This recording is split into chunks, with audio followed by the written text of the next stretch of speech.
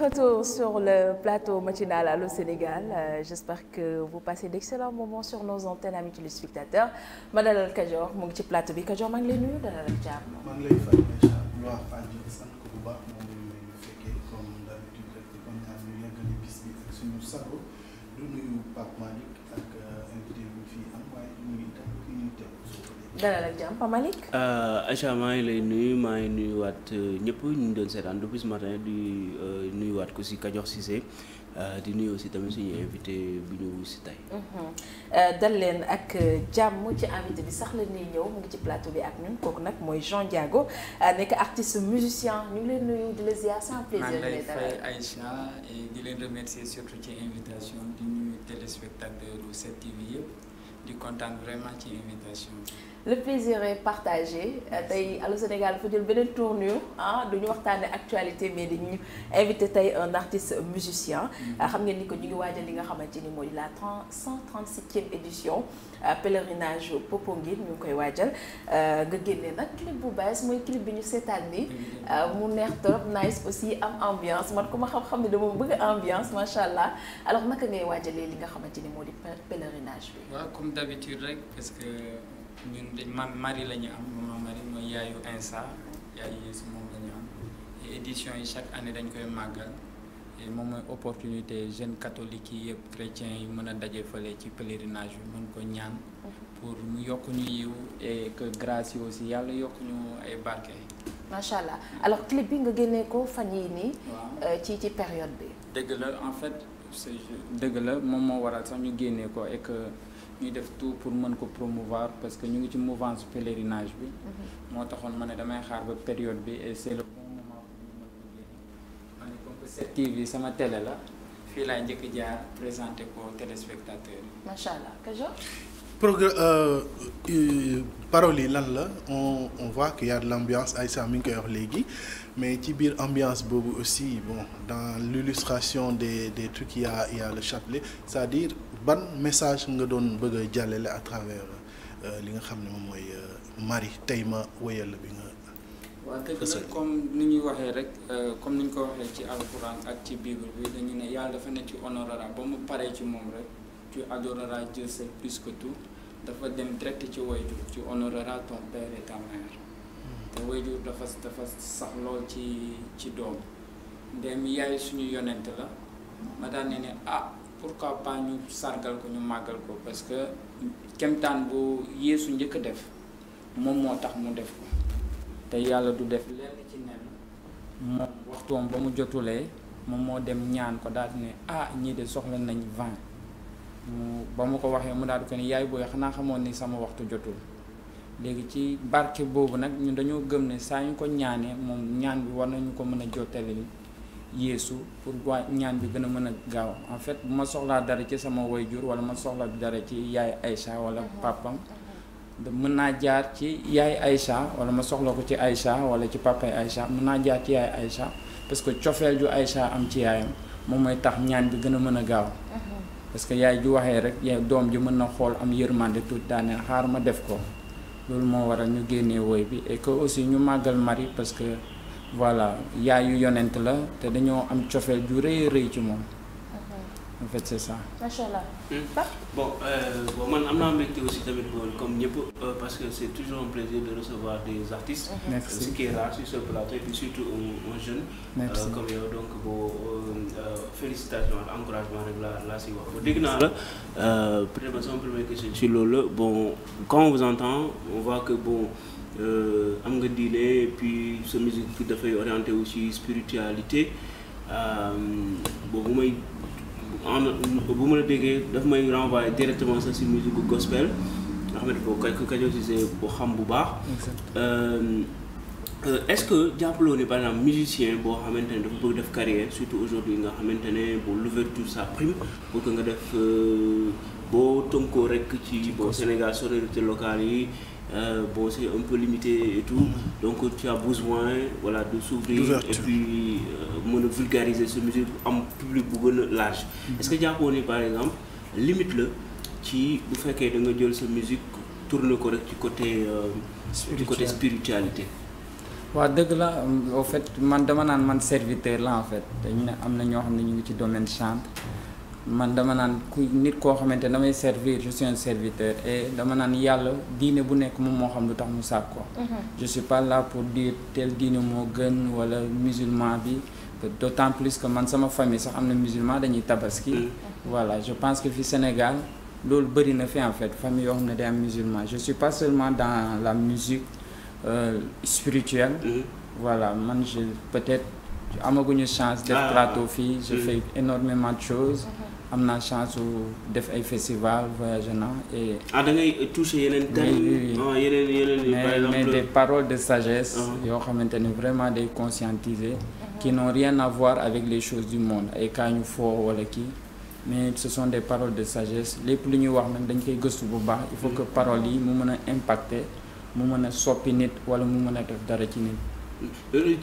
ci loolu nan nga gisee le fait que par exemple.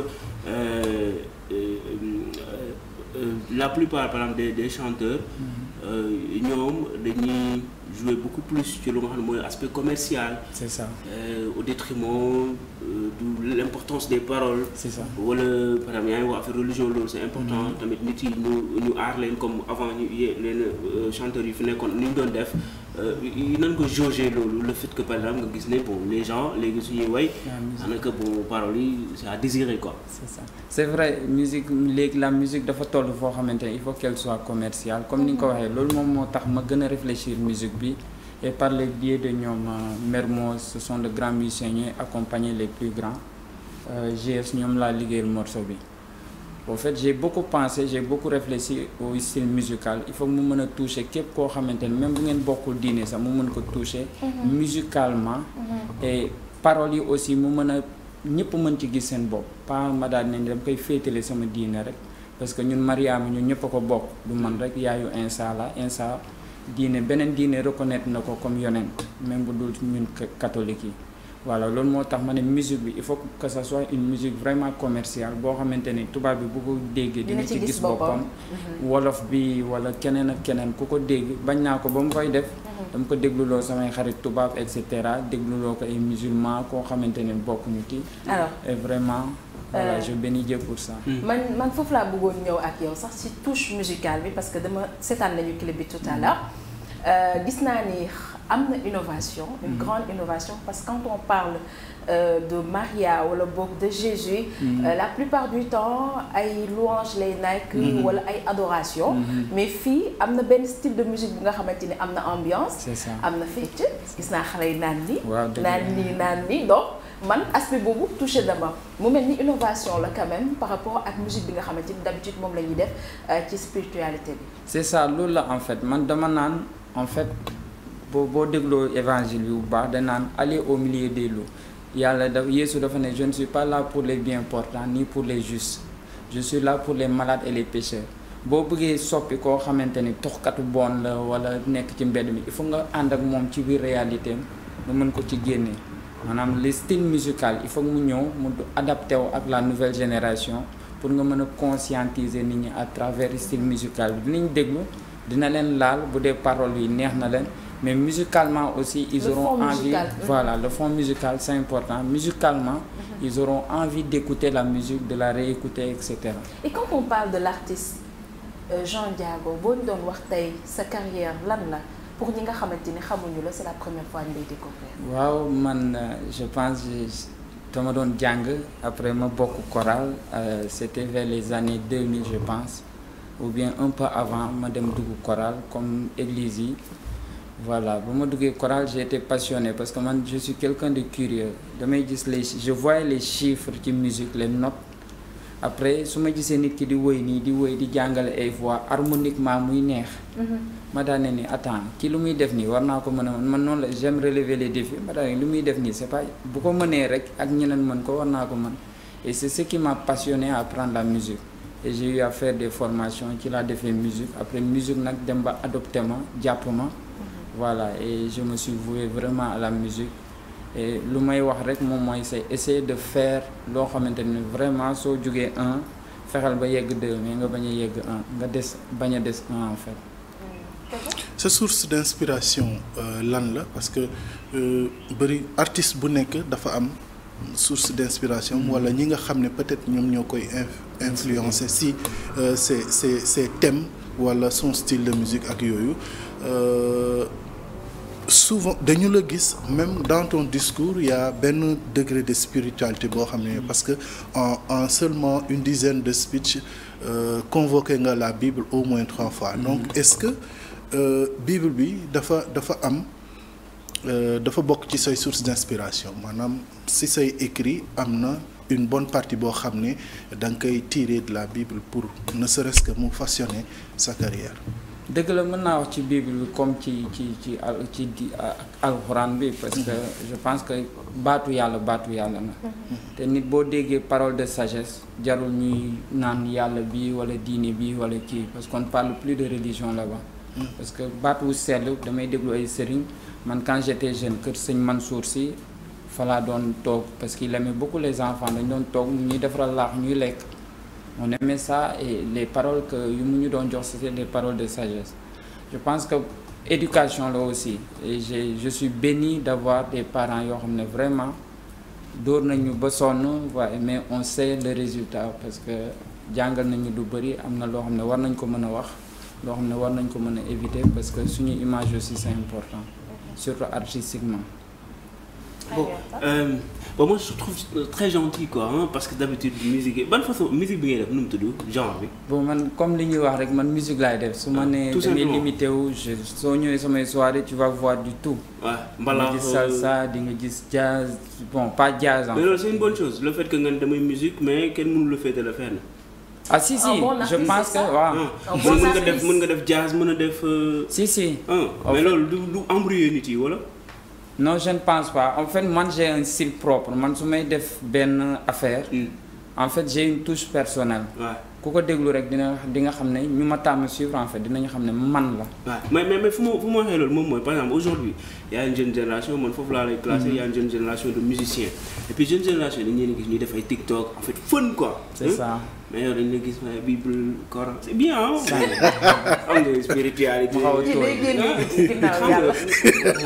am na ñoo xamante ne. boo dañ naan mais waa ji franchement bon dañuy ennuyé quoi. waaw surtout affaire de sa musique dañ koy TikTok gars yi. consommer ko ñu kii ko xam nga mais y a ça génération yu bëri noonu la léegi comme que yow dama la koy nangul ma respecter loolu bien sûr parce que aussi c'est une bonne chose mais nan nga gisee de l'autre côté. musiciens yi nga xamante ne c'est la tendance. c'est ça dañuy nekk bon staru dem TikTok affaire yooyu noonu way affaire yoo xamante ne affaire yu sexy nan nga gisee loolu yow. non ku nekk ak je pense c'est ku nekk ak fi nga toll en fait je pense ku nekk ak li ngay xalaatee ak li nga bëgg a exporter wala li nga bëgg exposer et tout le monde est libre en fait on est dans ci dëkk boo xamante ni tout le monde est libre que parce que artiste mënoo ko limiter artiste c'est la création moom mooy kuy muy peintre bi ak lu mu mënti doon wala kuy def vidéo scénario mënoo leen limiter en fait parce que l'art est tellement large parce que man mën naa xalaat ne lii laay def ma daal di ne nii jékki-jékki suba ma daal di ne nii man suba jigéen yu may génnee samay clip tout en étant spirituel. jigéen yu may génnee samay clip dañuy sexy. mais sexy bu ñuy sol boobu am na message boo xam ne dama ko ciy véhiculer peut-être dama leen wax lii sol bi rafetul jéem leen ko changer et cetera mais am na ñoo xam ne ñoom ils préfèrent véhiculer ça yoo xam ne c'est sexy. mais am na ñoo xamante ne par exemple su fekkee dañoo jël décision ne man. façon bii laay woye wala façon bii laay adopté dañuy récuser beneen côté bi par exemple man j'aime pas ça donc je fais pas ça donc est-ce que loolu c'est pas contradictoire yow le fait que nga ne man sama style lii la nii laay woye alors que en acceptant aux autres ñoom li ñuy def pourquoi waxoo bon le fait que ñooñu li ñuy woye franchement loolu man convenir ma donc peut-être c'est pas bon. ah non mais je pense que. même ci lu bon loolu sax je pense que am na lu ñu ciy jàng ñun am na lu ñu ciy jàng en fait je sais pas xam nga naka laa koy expliquer souvent ñun on écoute man j'écoute toutes sortes de musique les musiques du monde j'écoute mais c'est pas les paroles qui importent c'est la technicité bu nekk ci biir musique bi technique jeu bi et cetera mën nga déglu nga xam ne lii bon na mais yow nga jël ci li nga ci soxla pour def ci lu baax. ok en fait chacun est libre. alors en tant qu'artiste est-ce qu'il arrive des fois ngay def ay after work des trucs yoo xamante ni peut-être c'est le week-end pour les gens si bëgg divertir ñoo fekk la et surtout foofu aussi dafay nekk ay live performance. waaw c'est vrai man depuis Covid bi dama arrêté woon musique. depuis Covid. kon bi muy clip bi ngay soog a génne après. voilà mais pourquoi defoon naa benn single en fait c'est compliqué le milieu de la musique c'est ça demande énormément de moyens et que boo nekkee ndaw waaw am na ay jamono neexoon na voilà boo nekkee ndaw di wut góor bu am jom da ngay jomm di ñaan wala kii man noonu lañ ma yare en fait et c'est compliqué heureusement que je suis béni j'ai une famille. Voilà, et les concerts qu'on organise, le monde ndaw di nga dépenser 3,5 millions. Tu n'as pas de sponsor, tu n'as rien. Et nga koy def di ko tegle benn moment il faut nga jël recul pour nga xool naka ngay mën a tëbaatee. Loolu moo waraloon ñu jël recul boobu. Depuis Covid oui, mais j'ai joué naa ay soirées, ay mariages, ay réceptions, joué naa. Mais ce sont seulement des amis en fait, oui. Des endroits privés yoo xamante ne dañ may solliciter parce que ñu ma taamu suivre am ñoo xam dañuy namm sama musique et j'appelle les musiciens juste pour cela parce que ñooñu dañoo sori ci man dañoo sonni ci man am na ñoo xam ne bu ñu sonnee yenn sonni ci yow tu as le devoir de te sacrifier dem jouer leen pour leur faire plaisir ay mariage la ou bien ay dîner de gala voilà c'est que ça. alors Pape mu ngi koy évoquer léegi tendance bi ak TikTok bi et tout. C'est vrai mën nga arrêter def clip def ay production. Mais pendant tout ce temps moi je trouve que yàgg na parce que y a des fans. fans yi mënuñu xaar parce que artiste comme on dit ak noo mënti mel ak noo mënti toll am na ñu nga xamante ni ñoo la bëgg.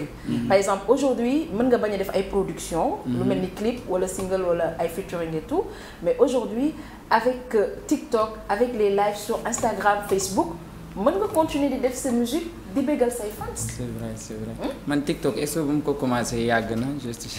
des TikTok nag xale yaa TikTok bu mu ko commencé yàggul en fait j'ai compris tendance bi et comme que dama jëloon recul il fallait analyser apprendre beaucoup de choses balaa ngay relancer parce que boo demee ba benn moment affaire yi demul da ngay taxaw mieux vaut nga taxaw nga reculer pour gën a mën a avancer et maa ngi ñaan yàlla comme que reprendre nañ.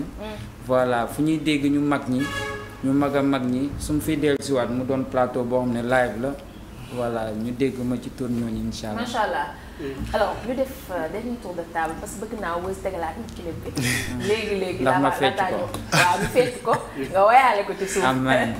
Dernière question mais c'est lié au pèlerinage rek. C'est-à-dire nan ngeen ko nan nañ koy fas enfin ban sens laa mën a wax ne moom la am. ci pèlerinage bii nii laa wax quoi spécialement. Après autant d'années génnuloo pèlerinage bi ñëw mu nekk coïncider ak sa moment de retour ndax am na aussi benn fardeau booy yóbbaaleel maman Marie pour voilà. c'est ça man sama cofeel dafa fort trop ci Marie en fait ñëpp ko xam man limité wu ma sama bopp comme ni ñu koy waxee man mën naa dem ci daayira ñaan mën naa dem tant que maa ngi ñaan yàlla rek baax na. tooñu ma kenn en fait mais xam naa ki ma gëm mooy Yeesu Christa te maman Marie dama am cofeel joo xamante ne ci moom ñëpp a ko xam man fu may takk damay takk sama chapelet boo xam ne gars yi dañ naan njël kurus Baye Fall loolu j'ai l'habitude mais vu que télé la pour voilà moo tax ñuy éviter yenn yi sama kurus bu ngand laay takk chapelet ngandi croix ñëpp xam ne ni man dama am cofeel les clip bi lu waral ma génn ko moom mooy nit ñi bañ a toog tout le temps di dem ci grotte yi naan Marie parce que Marie suñu doole gi yëpp ci chapelet bi la wéeru mooy ngay dafa mel ne ngay téye sa kurus tout le temps di ko wéeru te boo koy wéeru moom mooy doon sa muslaay moom mooy lu lay mën a aar te wax naa ko ci clip bi et mën na la ibil ay bunt yoo xam ne mënoo comprendre parce que le fait que nga koy wéer di nii rek c'est extraordinaire chapelet bi c'est extraordinaire boo ko expérimenté et ba mu ko expérimenté ba léegi man je fais pas d'effort par rapport à la vidéo sincèrement peut-être les partages et autres mais damay dégg ay écho yoo xamante ni xamuma leen musuma leen gis. àgg na fu kawe sa jot. c'est ça. parce que man samay vues c'était dafa limité woon mais en 2 jours. parce que ba ma génnee clip bi ça fait juste 2 jours. mais daf may impressionné en fait ak les commentaires et plus ñuy dem da ngay gis abonnés yi di gën a bëri vues yi di gën a bëri visibilité bi di gën a yokk c'est ça. Pape la dernière question. bon je sais pas ba xam nga Alioune Kassé si Alioune Kase. mais waxuñu mosuñu la wax ne seen look bi da ngeen niroo. xam naa lu tax nga wax loolu. kii bi nii. non Marie moo fi nekk sax. Bon ok d'accord. tey taxukaay yàgg noonu. Ok d'accord bon man peut-être fu may terminer moom mooy ça fait combien de temps yaa ngi musique yàgg na wala. depuis 2002. depuis 2002 après ma jàng musique voilà mën a déchiffrer nekkoon naa. plus de 20 ans. waaw ñaata album nga amagul pour l'instant. sincèrement génneeguma enregistré naa album mais avant Covid bi dama ko ndaroon dem mixé ji mais Covid bi mu tombé le truc là les visas joxetuñu ko. mais loolu ñaax ay moyens la wala manque ambition la wala. mais moyens ci la bokk il faut pas qu'on se mente en fait parce que wax dëgg yàlla album boo bëggee qualité man du ma fooyee musique. mais quand même 20 ans de carrière bon sans. génne album waaw c'est vrai.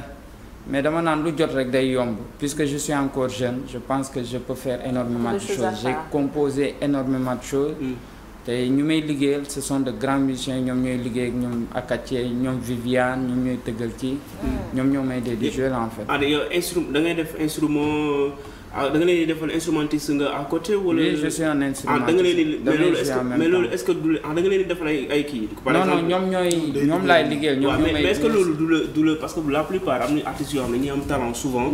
mais dañuy nekk au service des autres. tout le temps nekk par exemple am na ñoo xamante ne ñu ngi woon sous l'ombre de Youssou Ndour. après ci benn moment si lañ émancipé wu mais su fekkee ne da nga topp affaire bi. bañ a peut-être am vision bi loolu est-ce que du la limiter quelque part nga ne bon man de toute façon ñooñu maa ngi leen tëggal maa ngi am xaalis yow nga minorer un peu sa talent est-ce que du nekk bu fekkee da ngay continuer di def loolu doo peut-être album dina yéex non man ñoom ñoo may tëggal sax man maa nekk ci kanama je joue mën naa yor sama guitare di jouer en même temps comme Carlo di nu muy def mën naa ko teg benn moment mais ñoom ñoo may accompagner mais peut-être dernière question Aïcha gis naa aussi tamit ma Kajoor Cissé lu mu envoyé bi ñuy préparé kii pour émission bi nga intéressé aussi ci tam-tam waaw j'étais percussionniste ci laa commencé en fait lu tax rythmique bi en fait man comme li ngay dégg ni beat bi man j'aime les rythmes man boo defee par exemple ngay tëgg mbala nga ne ca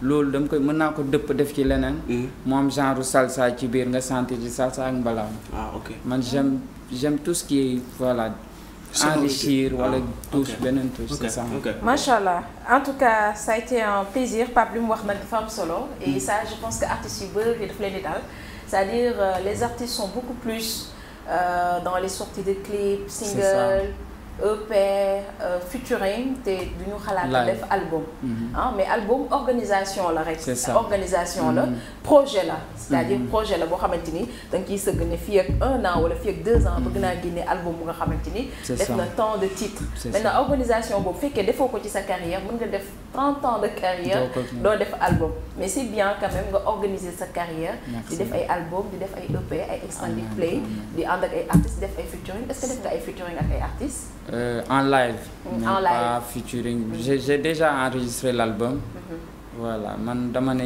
ñoragul quoi des ñoragul machallah alors ñu tàggatoo après Weuz tegal ñu clip bi en tout cas merci Aïcha merci également moom aussi ci déplacement on espère que lépp lu ñu yóbbaale parce que tey aussi mooy dernier Allô Sénégal pour man donc on est en route vers Popenguine di ñaan képp koo xam ne rek yaa ngi fas yéene dem foofu lépp lu ñu fa yóbbaale parce que ñaan moo ñu fa yóbbu c'est une démarche de foi on amène tout le monde on amène les fardeaux de tout le monde fas yéene rek dem ñaan yàlla saxal fi jàmm may ñu sutura yokk xéewal yi ñi nekk également ci jafe-jafe yàlla daanaka saafara yooyu lay jafe-jafe ñëpp daal nañu jàpp ne week-end la bu am solo week-end béni la parce que on a un week-end boo xam ne tabaski ngi fa pèlerinage marial mu ngi fa donc c'est un week-end assez béni boo xam ne ñu ngi ñaan lépp lu ci nit di ñaan rek yàlla nangu ko voilà. amiin waay. bon di ko encourager merci carrière bi et puis bon mu nga am si succès. amiin et puis bon ñu def la bu ngay dégg comme artiste yu mag comme sànq la nga wax ñu lay dégg fu mais nag bon album bi il faut s'y mettre quoi. amiin inchallah pour que mu kii quoi et puis bon courage. merci Pape. merci à tous les téléspectateurs yi. wala non à tout à l'heure. tout à l'heure day def mi-journée. waaw inchallah. ok. merci beaucoup. Merci, ça a été un plaisir. merci maman Aïcha. Voilà, di leen remercier surtout seen simplicité voilà. j'espère que sonal la gis. Ah non tey sonaloo ma damay seetaan gis invité ngay sonal. mais tey sonal non. non mais je suis très sympa bu déglu nit yi quoi. En tout cas un grand merci à vous, un grand merci aux téléspectateurs de 7TV. et di woo ñëpp ñu suivre ma aussi Jean-Baptiste Niago xam nga ñu dañoo soxla. sur les réseaux sociaux waaw sur les réseaux sociaux c'est toujours le même nom. ñëpp Jean Ndiago la ñuy wax comme ni nga waxee mais c'est Jean-Baptiste Niago. Oui c'est Jean-Baptiste Niago Niago à la fin. Voilà c'est ça di ñaan téléspectateurs yëpp ñu ma bëgg a xam ñu ma bëgg découvrir ñu dem ci sama page ñu abonné parce que ça fait notre force c'est toujours le même nom j'ai pas changé c'est Jean-Baptiste Niago et que Dieu vous bénisse maman Marie muy di yaayu Insa voilà na intercéder en votre faveur que li ngeen bëgg seen xol ak li ngeen bëgg ci télé bi yàlla yëkkati leen ba ngeen am yéen itam ay télé ci barke Yesu Christa mi ma gëm alléluia mooy signifié alléluia mooy gloire à Dieu amen amen merci beaucoup jaajëfal nañ ko bu baax a baax ça a été un immense plaisir mbokk yi wéy leen di ànd ak suñu programme avec la complicité de Woz c'est un clip bi et on se donne rendez-vous à demain inchallah jaa ngeen jëf merci.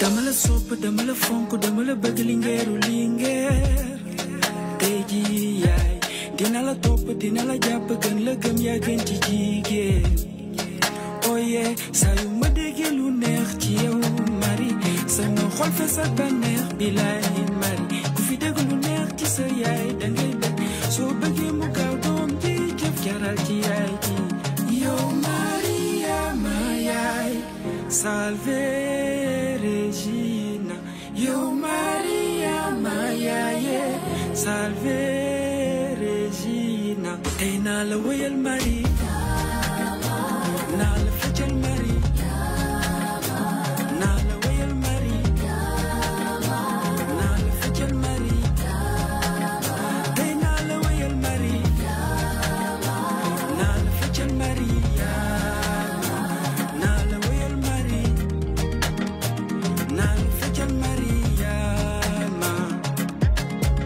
Marie, couronnée de 12 étoiles, la lune est sous tes pas. Marie, kemtan bu yàlla def ca noosu kana yow la Marie Yeesu denk na ma la ca ba muy dee ca croix ba. Marie o refem buguma, Marie ni mange, Marie mangalu ni safi Maria.